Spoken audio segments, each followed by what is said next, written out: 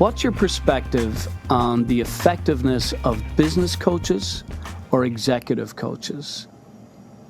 This is a really tricky one, and it even applies to sports coaches as well. But this goes back to human psychology is where I'm going, right? There's definitely fixable things that are associated with any sport, any business. They're more binary in nature and a little bit more specific, right?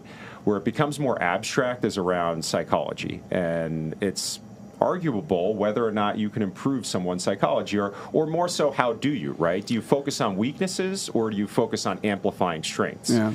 And depending on the person, the human being, the business, the answer to that question is a bit different, right? So, this is a framework that I love. I use it all the time. But, some folks are motivated by the fear of failure, meaning they wake up every morning just trying to do well so that they don't fail, right? That's their psychology. And then there's a whole other group of folks that's motivated by the opportunity of success, right?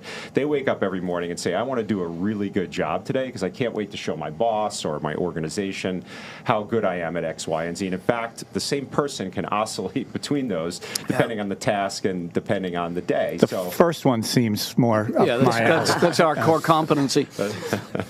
So, it's an interesting framework, but in the context of that, right, you may decide, okay, for this type of athlete or this type of business or this type of person, I'm going to focus on amplifying successes. For this type, I'm going to focus on the weaknesses and improving those. So I think the great executive coaches or business coaches that can really identify with the uniqueness of that have a different playbook, different toolbox, depending on the assessment of some of those characteristics, will be the most helpful.